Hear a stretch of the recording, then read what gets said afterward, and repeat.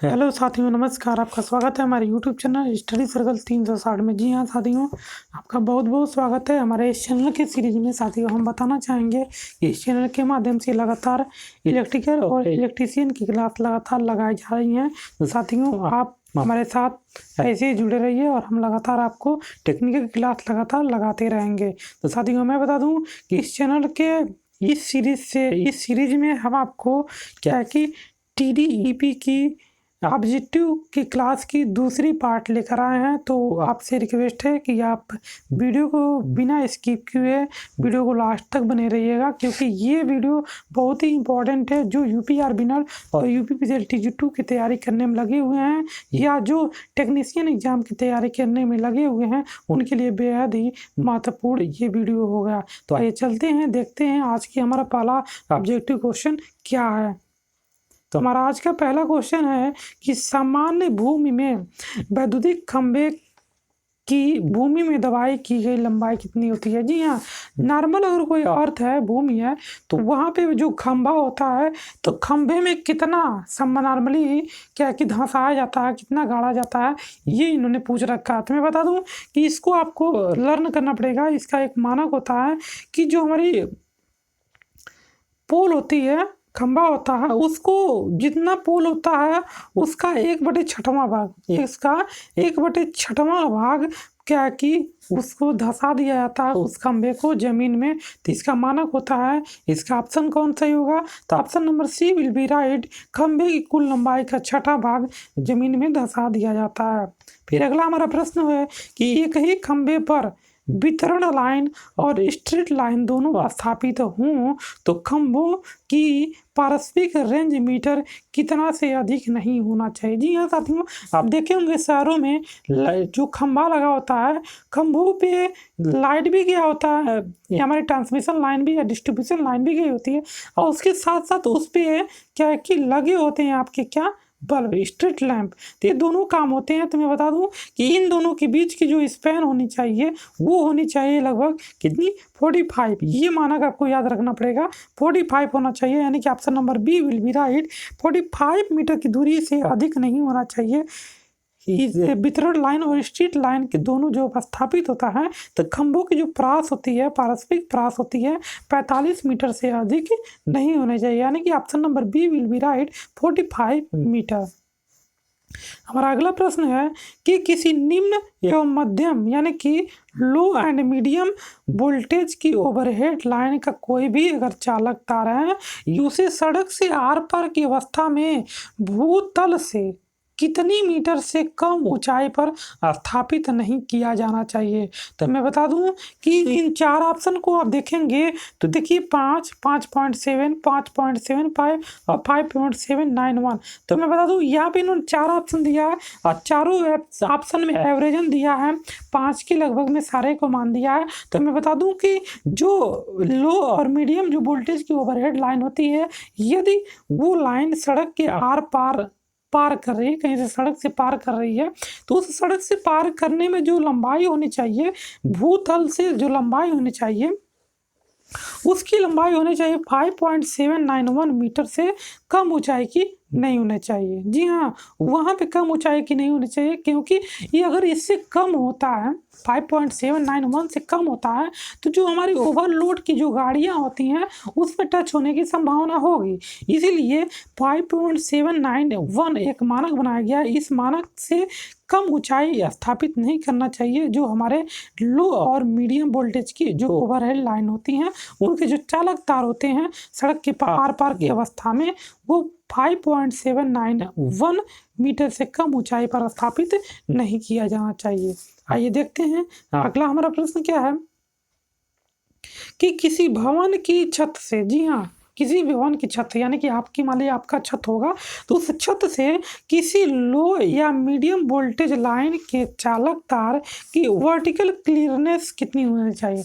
तो मैं बता दूं यहाँ पे भी वही डाटा दिए हैं, 2 के लगभग में या 5 के लगभग में दिए थे। तो मैं बता दूं यहाँ पे जो एक्यूरेट डाटा लिया जाएगा वो 3 डिजिट तक लिया जाएगा। 2.439 मीटर से कम ऊंचाई की नहीं होनी चाहिए। जो भी हमारी लाइन कंडक्टर गई है, उस कंडक्टर जो होना चाहिए हमारे छत से 2.439 की ऊंचाई से कम नहीं होने चाहिए। यानी कि आप देख सकते हैं यहाँ पे 3 डिजिट है और यहाँ पे 3 डिजिट, तो आप लोग कंफ्यूज मत होइएगा। अगर एग्जाम में आपसे क्वेश्चन पूछा जाता है तो आप 3 डिजिट वाला ही आप प्रीफर करेंगे कि 5.791 अगर सड़क के आर पार हो रहा है तब। यदि छत से वर्टिकली की बात पूछेगा तो आप लगाएंगे क्या, 2.439 मीटर से कम नहीं होना चाहिए। आइए देखते हैं अगला हमारा प्रश्न क्या है। अगला हमारा प्रश्न है कि विद्युत उत्पादन केंद्र में विद्युत उत्पादन के लिए प्रयुक्त अल्टरनेटर अधिकतम कितने वोल्ट पर कार्य करता है। तो मैं बता दूं कि जो कार्य किया जाता है वो अल्टरनेटर का वो 11 kV पे, हम जानते हैं जो भी हमारा जनरेशन होता है 11 kV पे होता है, तो वहाँ पे जो अल्टरनेटर लगा होता है वो 11 kV तक के कार्य करने के लिए किया जाता है। यानी कि option number D will be right. 11 kV की वोल्टेज पर कार्य करता है। मैक्सिमम जो अल्टरनेटर होता है मैक्सिमम 11 वोल्टेज तक कार्य करता है। कहाँ पे, विद्युत उत्पादन के जन केंद्र पे, जो जहाँ पे हमारी बिजली पैदा की जाती है वहाँ पे जो अल्टरनेटर प्रयोग किया गया होता है तो अधिकतम वो क्या करता है कि 11 kV वोल्ट तक कार्य करता है। आइए देखते हैं हमारा अगला प्रश्न क्या है। तो हमारा अगला प्रश्न कुछ इस प्रकार है कि विद्युत उत्पादन केंद्र के अल्टरनेटर, जी हाँ, विद्युत उत्पादन के अल्टरनेटर के उच्चायक या अपचायक यानी कि स्टेप अप और स्टेप डाउन ट्रांसफार्मर से संयोजित करने वाली लाइन को क्या कहा जाता है। जी हाँ साथियों, ये कहे हैं कि विद्युत उत्पादन केंद्र से अल्टरनेटर के स्टेप अप और स्टेप डाउन ट्रांसफार्मर से जो लाइन होती है उसे मेन फीडर के नाम से जाना जाता है।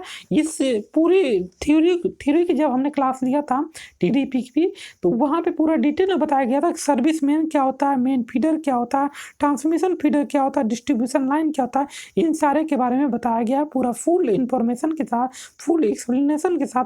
तो यदि आपने हमारे पुराने वीडियो को वॉच नहीं किया है तो आप हमारे पुराने वीडियो को वॉच करने के लिए स्टडी सर्कल 360 को आपको सब्सक्राइब करना पड़ेगा। सब्सक्राइब करने के बाद आप हमारे प्लेलिस्ट में जाके वो सारी वीडियो वॉच कर सकते हैं। साथ ही साथ एक बात और बताना चाहेंगे हम कि यदि आप TG2 की तैयारी कर रहे हैं UPRB नेट या UPPCL की, तो मैं बता दूं कि उसकी प्रीवियस ईयर के क्वेश्चन भी कराए जा रहे हैं। उस क्वेश्चन को भी आप जाके देख सकते हैं, हमारे प्लेलिस्ट में पूरी पड़ी हुई है। इसी के नाम से प्रीवियस ईयर क्वेश्चन के नाम से प्लेलिस्ट पूरी पड़ी हुई है, वहाँ भी आप जाके वॉच कर सकते हैं हमारी उस वीडियो को भी। तो आइए चलते हैं अपने अगले क्वेश्चन पे। इस क्वेश्चन का जवाब कौन सा होगा, मेन फीडर। जी हाँ, मेन फीडर अल्टरनेटर से स्टेप डाउन और स्टेप अप ट्रांसफार्मर जो संयोजित करने वाली जो लाइन होती है उस लाइन को मेन फीडर के नाम से जाना जाता है। फिर अगला हमारा प्रश्न है कि DC की अपेक्षा AC पारेषण यानी कि AC ट्रांसमिशन लाइन का मुख्य लाभ क्या होता है। जी हाँ, ये भी चीज़ें आपको बताया गया है कि जब मेरिट बताया गया था यानी कि गुण बताया गया था AC के अपेक्षा DC की जब तुलना कराया गया था तो वहाँ पे बताया गया था कि इसे निम्न लागत पर पारेषण कर सकते हैं। ये गलत है। सरल वोल्टेज परिवर्तन नहीं कर सकते हैं आसानी से, सरलता से DC में परिवर्तन कर सकते हैं, यानी कि निम्न लागत पर ट्रांसमिशन हम कर सकते हैं AC लाइन को। सरल वोल्टेज परिवर्तन, आसानी से वोल्टेज का परिवर्तन भी किया जा सकता है और AC जो लाइन होती है उसको सरलता से DC में हम परिवर्तन कर सकते हैं। यानी कि ओवरऑल देखा जाए ये चारों ऑप्शन हमारे क्या है, सही हैं। यानी कि option number D will be right कि DC की अपेक्षा AC पारेषण प्रणाली के ये तीनों क्या होते हैं आपके मुख्य लाभ होते हैं। आइए देखते हैं अगला हमारा प्रश्न क्या है। अगला प्रश्न बहुत ही जबरदस्त है। ये बोल रहे हैं विद्युत वितरण प्रणाली। जी हाँ, विद्युत वितरण प्रणाली, तो आप समझ लीजिए कि जो डिस्ट्रीब्यूशन की बात किया जा रहा है तो उपभोक्ता यानी कि हमारे घरों के आसपास वाली जो 5 तार वाली सिरोपरी लाइन होती है, जो 5 तार वाली ओवरहेड लाइन होती है स्थापित की जाती है, तो उसकी वोल्टता क्या होती है। तो मैं आपको बता दूं जो 5 तार होते हैं वो तो कौन होते हैं, एक होता है R, Y, B, फिर न्यूट्रल वाली तार होती है और न्यूट्रल के बाद एक होती है स्ट्रीट लाइट। जी हाँ, जो हमारे उपभोक्ता वाली लाइन होती है 5 प्रकार की है, ये इसमें क्या कि तार स्थापित की गई होती हैं वायर। तो मैं बता दूं उन पांचों में 3 तो होता है फेज, एक होता है न्यूट्रल और एक होता है आपका क्या स्ट्रीट लाइट। जी हाँ, एक होता है आपका स्ट्रीट लाइट के लिए स्पेशली एक तार दिया जाता है। तो मैं बता दूं जब उपभोक्ता की बात कराई जाती है डिस्ट्रीब्यूशन लाइन में तो वहाँ पे 440 वोल्ट आता है। कितना? 440 वोल्ट, यानी कि 400 के करीब में कौन है? तो option number C will be right. 400 volt उसकी क्षमता होती है। अब आइए देखते हैं 3 फेज स्टार विद्युत प्रणाली में फेज वोल्टेज लाइन वोल्टेज में क्या संबंध होता है।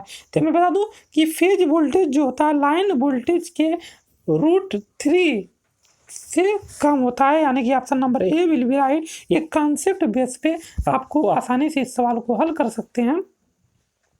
तो मैं बता दूं आपको कि फेज वोल्टेज और लाइन वोल्टेज क्या होता है। तो बताना चाहूँगा आपको कि फेज वोल्टेज और लाइन वोल्टेज आप लोग जान लीजिए क्या होता है। तो जब किन्हीं दो फेज के बीच में जब लाइन गई होती है तो उन दोनों के बीच में जब 2 फेजों के बीच की बात की जाती है तो वो आता है आपका क्या लाइन वोल्टेज। लेकिन फेज वोल्टेज क्या होता है? जब एक फेज और एक न्यूट्रल के बीच की जो वोल्टेज लिया जाता है तो वो होता है फेज वोल्टेज। तो हम जानते हैं कि लाइन वोल्टेज का मान अधिक होता है फेज वोल्टेज की तुलना में। तो मैं बता दूं कि लाइन वोल्टेज हमेशा कम होता है फेज वोल्टेज की तुलना में, अर्थात हम कह सकते हैं कि जो फेज वोल्टेज है वो लाइन वोल्टेज के √3 से कम होता है, यानी कि option number A will be right. Concept base पे ये क्वेश्चन आपका था।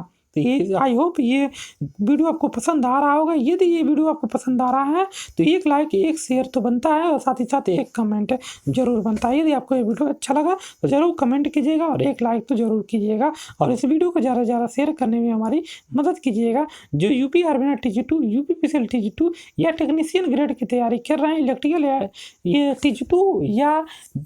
TG2 या जेई के लिए तैयारी कर रहे हैं या इलेक्ट्रिकल इंजीनियरिंग से आप पढ़ रहे हैं या पढ़ चुके हैं तो ये आपके लिए बेहद उपयोगी प्रश्न कराए जा रहे हैं। बहुत ही इंपॉर्टेंट 50 क्वेश्चन की ये सीरीज हम लेकर आए हैं। इसके पहले भी हमारी पहली वीडियो आ चुकी है TDP की, जो 50 क्वेश्चन की सीरीज हमारी थी। तो आइए देखते हैं अगला हमारा प्रश्न क्या है। अगला हमारा प्रश्न कह रहा है कि विद्युत वितरण, फिर आ गया डिस्ट्रीब्यूशन की बात। ओवर लाइन में आजकल किस प्रकार के खंभों की प्रयोग किया जा रहा है। जी हाँ साथियों, बहुत ही जबरदस्त, बहुत ही लाजवाब क्वेश्चन कि इस टाइम में ट्रांसमिशन नहीं डिस्ट्रीब्यूशन लाइन में किस प्रकार के खंभों का प्रयोग किया जा रहा है। तो आप लोग देख रहे होंगे, आप देख पाते होंगे कि जो हमारा ट्यूबुलर खंभा है वो ज़्यादातर प्रयोग किया जा रहा है, क्योंकि ट्यूबुलर खंभा जो है RCC रेलवे लाइन और लकड़ी के खंभे की तुलना किया जाए, इन तीनों की तुलना में क्या कि हल्का होता है और आसानी से इसे हम ट्रांसपोर्ट कर सकते हैं, इसलिए ट्यूबुलर खंभे ज़्यादातर प्रयोग किया जा रहा है। आप देखते होंगे शहरों की गलियों में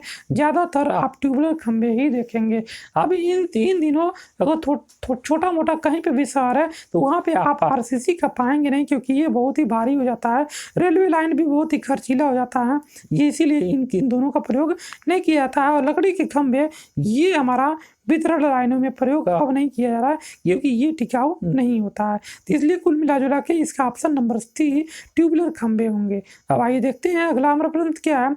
अगला प्रश्न ओवरहेड लाइन में नंगे तारों की अपेक्षा 4 कोर इंसुलेटेड केबल का प्रयोग करने का मुख्य लाभ क्या होता है। तो मैं बता दूं कि मुख्य लाभ क्या होता है, जो ओवरहेड लाइन में नंगे तारों के अपेक्षा 4 कोर वाले इंसुलेटेड तार। तो 4 कोर इंसुलेटेड तार का मतलब ये है कि आप लोग देख पा रहे होंगे कि आपके गांव में जो केबल प्रयोग किया रहा है बिजली की चोरी से बचाने के लिए, वहाँ पे इंसुलेटेड यानी कवर युक्त केबल यूज किए जा रहे हैं और वो 4 कोर वाले होते हैं।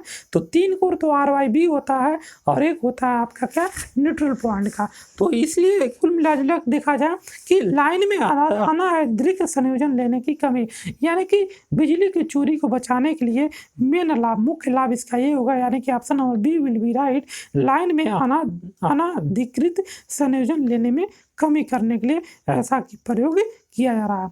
अब मैं बता दूं अगला हमारा प्रश्न है, 2 ट्यूबुलर खंभों के बीच की दूरी कितनी होना चाहिए। तो मैं बता दूं ट्यूबुलर के लिए 50 से 80 होना चाहिए, ट्यूबुलर के लिए 50 से 80 यानी कि option number B will be right.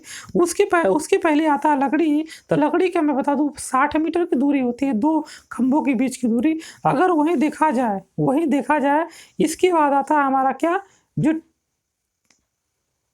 RCC होता है उसका जो होता है 60 से 100 मीटर की दूरी होती है। तो आपको ये डाटा याद करना चाहिए, क्योंकि ये डाटा हमने अपने थ्योरी की क्लास में लगा रखा है और ये डाटा आपको पूर्ण रूप से याद होना चाहिए। यदि आपने हमारे पुराने वीडियो को वॉच नहीं किया तो वहाँ से जाके आप अपने डाटा को क्लियर कर सकते हैं। तो अब चलते हैं अपने अगले प्रश्न पे। ये हमारा अगला प्रश्न क्या है, तो मैं बता दूं साथियों, यदि आपको ये वीडियो अच्छा लग रहा है, पसंद आ रहा है, तो आप अभी तक अगर स्टडी सर्कल 360 को अगर आपने सब्सक्राइब नहीं किया तो सब्सक्राइब कर लीजिए और साथ ही साथ बेल आइकन को भी प्रेस कर दिए, जिससे इस टाइप के प्रश्न, इस टाइप के जो सीरीज हैं आपके सामने सबसे पहले आपके पास पहुंच जाए और आप हमेशा प्रतियोगी परीक्षा में लगे रहें। तो ये देखते हैं अगला हमारा प्रश्न क्या है।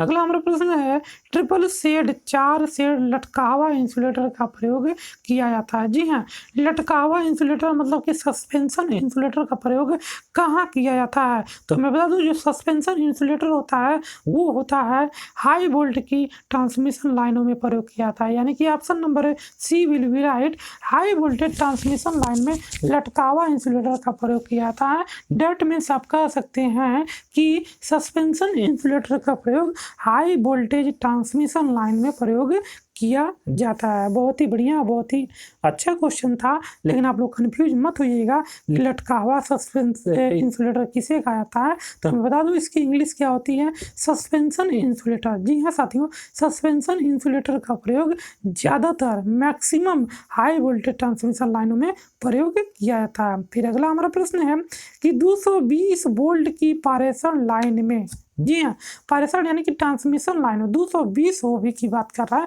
तो प्रयुक्त तड़ित चालक कौन सा प्रयोग किया था।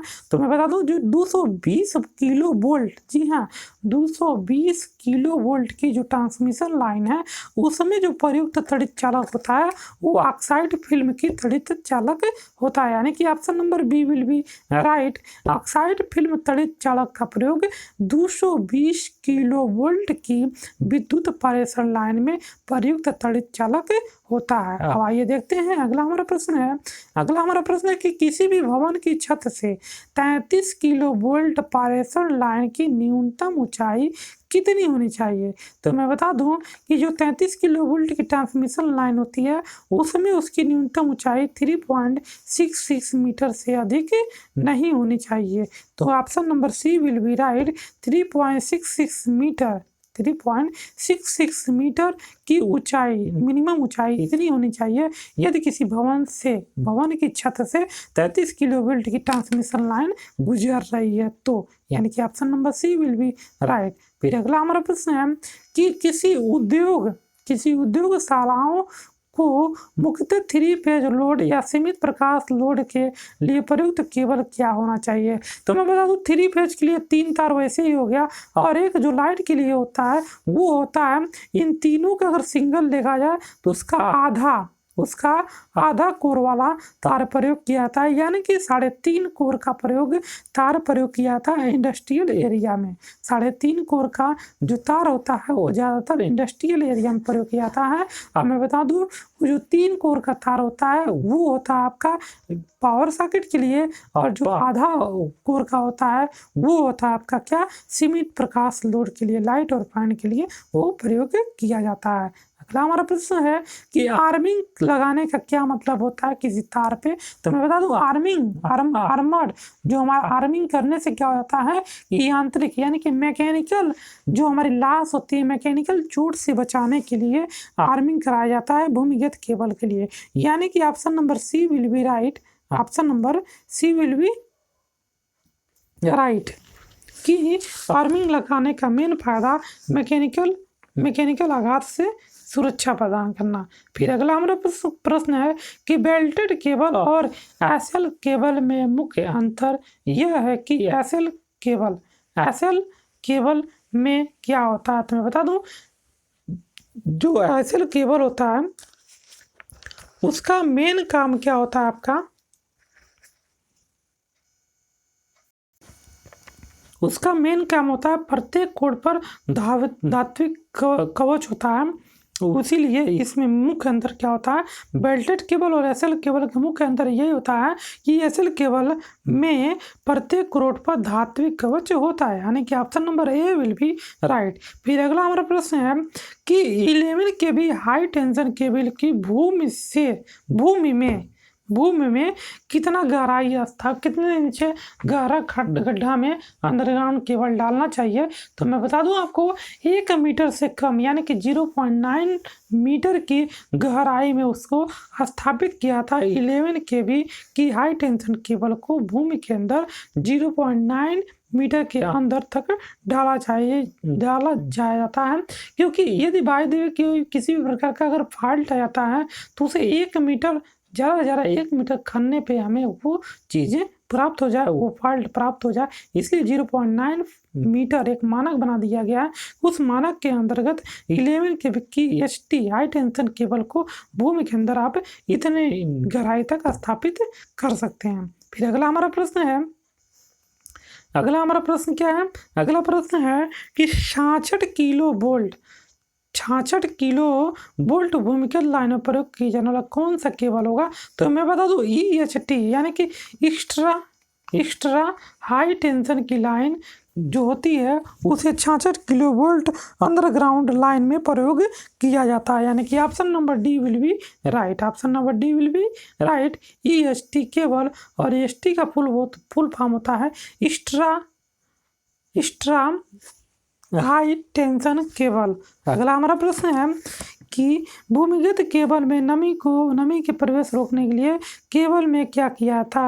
तो मैं बता दूं शीशा या एल्युमिनियम का परत चढ़ाया था। शीशा या एल्युमिनियम का परत चढ़ाया जाता है नमी से रोकने के लिए, क्योंकि कागज का कोई मतलब नहीं होगा और आर्मिंग क्या होता है मैकेनिकल चोट से बचाने के लिए, और जूट क्या होगा नमी नहीं सोख पाएगा, इसलिए शीशा और एल्युमिनियम का परत चढ़ाया जाता है भूमि की नमी से प्रवेश को रोकने के लिए। भूमिगत यानी अंडरग्राउंड केबल को शीशा या एल्युमिनियम का परत चढ़ाया जाता है। फिर अगला हमारा प्रश्न है कि 3.5 कोर केबल यानी 3.5 कोर केबल यानी कि 4 कोर की होगी, परंतु 1 कोर की मोटाई क्या होती है, कम होती है। अभी मैंने इसको पिछले क्वेश्चन में इसका जिक्र किया कि जहाँ पे 5 तार होते हैं या 4 तार होते हैं, तो 4 तार जो होते हैं उनमें से जो 3 होते हैं फेज होते हैं और 1 होता है इंडस्ट्रियल एरिया में जो 3-4 कोर का यूज होता है। तो 3.5 कोर का हमने बताया आपको। तो 3.5 कोर यानी कि 4 कोर होते हैं, परंतु 1 कोर की मोटाई कम होती है और 3 होते हैं RYB यानी कि वो तीनों हमारे फेज होते हैं। फिर अगला हमारा प्रश्न है कि सड़क के किनारे केबल बिछाने के लिए एक खाई खोदी जाती है जिसकी क्रॉस सेक्शन एरिया कितनी होनी चाहिए। तो मैं बता दूं इसकी लंबाई 1 मीटर और चौड़ाई 0.5 मीटर होना चाहिए, यानी कि option number A will be right. फिर अगला हमारा प्रश्न है कि भूमिगत यानी कि अंडरग्राउंड लाइन के लिए क्या होता है, किसके लिए सुरक्षा प्रदान करता है। तो मैं बता दूं कि केवल मनुष्यों के लिए, पक्षियों के लिए और पशुओं के लिए, सभी जीवों के लिए सुरक्षा प्रदान करता है अंडरग्राउंड लाइन। इसलिए इन दिनों जहाँ पे लाइन बड़े VIP सिटी में क्या किया जा रहा है कि ओवरहेड लाइन को हटाकर अंडरग्राउंड लाइन का प्रयोग किया जा रहा है। इस पर विशेष जोर पे कार्य किया जा रहा है। फिर अगला हमारा प्रश्न है कि प्लास्टिका केबल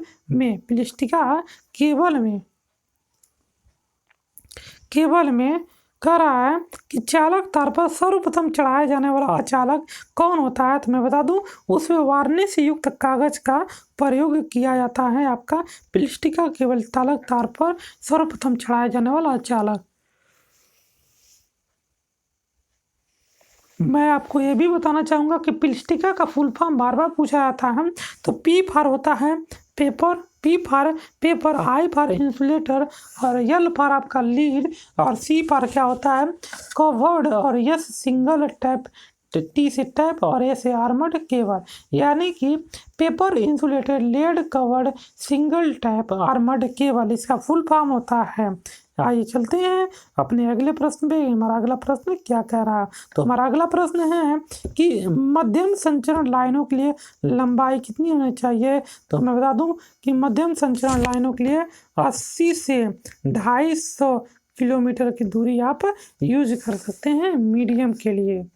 तो यानी कि option number A will be right. अगला हमारा प्रश्न है कि विद्युत वितरण सिरोपलाई लाइन में आजकल कौन सा प्रकार का खंभा प्रयोग किया जा रहा है। तो साथियों ये क्वेश्चन रिपीट हो गया है, तो मैं बता दूं आपको कि ट्यूबुलर खंभों का प्रयोग किया जा रहा है। और क्यों किया जाता है, क्योंकि ट्यूबुलर खंभे इस समय आपके हल्के होते हैं और बड़े होते हैं, बड़ी टिकाऊपन होते हैं, इसलिए इनका प्रयोग ज़्यादातर किया जा रहा है। आइए देखते हैं अगला प्रश्न क्या है। तो अगला प्रश्न है कि समान भूमि से विद्युत खंभे में भूमि की में दवाई की लंबाई कितनी होनी चाहिए। तो मैं बता दूं कुल लंबाई का 1/6 भाग होना चाहिए। ये भी क्वेश्चन रिपीट हो गया फिर से। तो कुल कितना होना चाहिए, कुल खंभे की लंबाई के 1/6वां भाग, यानी कि option number C will be right. फिर अगला हमारा प्रश्न है कि ईएलसीबी का उपयोग विशेषकर कौन सी अवस्था में स्रोत को विसंयोजित करने के लिए किया जाता है। तो मैं बता दूं ईएलसीबी मतलब कि अर्थ लीकेज सर्किट ब्रेकर यानी कि अर्थ फॉल्ट के लिए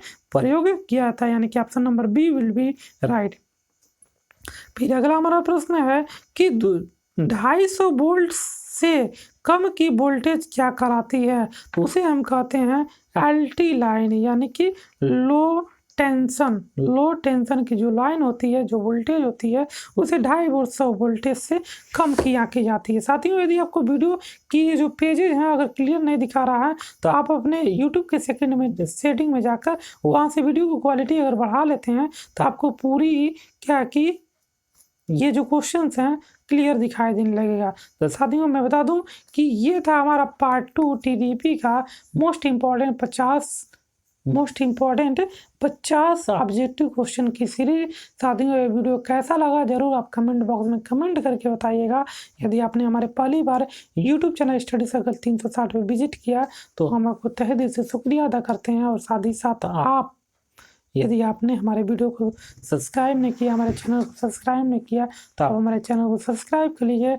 और साथ ही साथ जो रेड बटन का हमारा बटन है सब्सक्राइब का, उसे आप सब्सक्राइब दबा लीजिए और साथ ही साथ बेल आइकन को भी प्रेस कर लीजिए, जिससे आपको हर नोटिफिकेशन सबसे पहले आपके पास पहुंच जाए। तो साथियों मैं बता दूं ऐसी ही सीरीज लाई जा रही है और पावर प्लांट की भी क्लासेस लगाई जा रही हैं, तो आप लोग हमारे साथ जुड़े रहिए। ऐसे ही हम आपको ऐसे ही मटेरियल प्रदान करते रहेंगे। तो आज के लिए बस इतना है, तब तक के लिए मिलते हैं हम अपने नए वीडियो में। तब तक के लिए नमस्कार, जय हिंद, जय भारत।